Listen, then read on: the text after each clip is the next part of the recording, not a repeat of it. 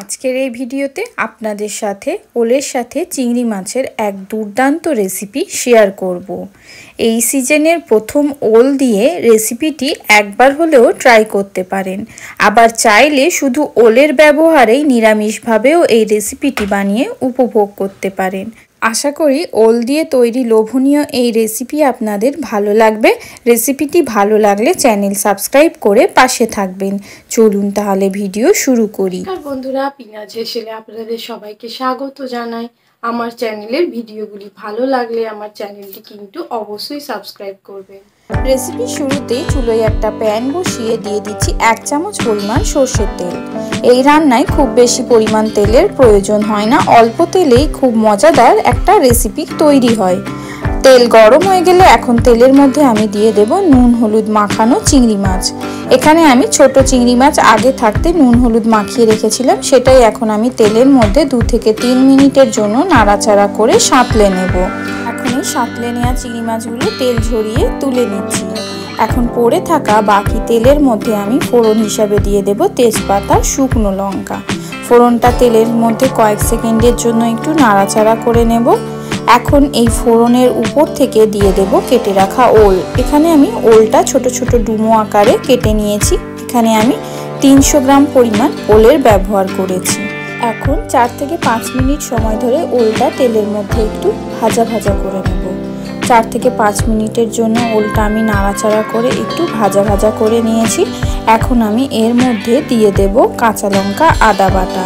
এখানে আমি 1 ইঞ্চি পরিমাণ আদা, 2টো কাঁচা লঙ্কা সহযোগে বেটে ব্যবহার করেছি।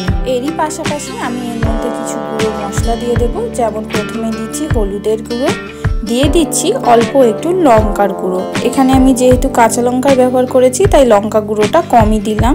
সেই সাথে দিয়ে দিচ্ছি স্বাদ অনুযায়ী নুন। এখন এই সমস্ত উপকরণ একসঙ্গে একবার ভালোভাবে নাড়াচাড়া করে মিশিয়ে নেব। এখন হালকা আঁচে 4 থেকে 5 মিনিট সময় ধরে আদার রসটা পুরোপুরি শুকিয়ে যাওয়া পর্যন্ত অপেক্ষা করব। এই পর্যায়ে গ্যাসের ফ্লেম হাই করতে যাবেন না, লো ফ্লেমেই আদার সাথে ওলটা খুব ভালোভাবে 4 থেকে 5 মিনিট সময় ধরে কষিয়ে নেব। এতে করে আদার একটা খুব সুন্দর ফ্লেভার কিন্তু ওলের মধ্যে থেকে বের হবে। এখন খুব ভালোভাবে কষিয়ে দেখুন মশলা থেকে একেবারে তেল ছেড়ে দিয়েছে। এই পর্যায়ে আমি এর মধ্যে দিয়ে দেব 1 কাপ পরিমাণ নারকেলের দুধ। আপনারা যদি নিরামিষভাবে এই রেসিপিটা বানাতে চান তাহলে কিন্তু চিংড়ি মাছের পর্যায়টা পুরোপুরি স্কিপ করতে পারেন। নারকেলের দুধটা আমি দিয়ে দিলাম। এখন ওলটা নারকেল দুধের সঙ্গে একবার খুব ভালোভাবে নাড়াচাড়া করে মিশিয়ে নিচ্ছি। এখন গ্রেভিটা খুব ভালোভাবে একবার ফুটে ওঠা পর্যন্ত অপেক্ষা করব।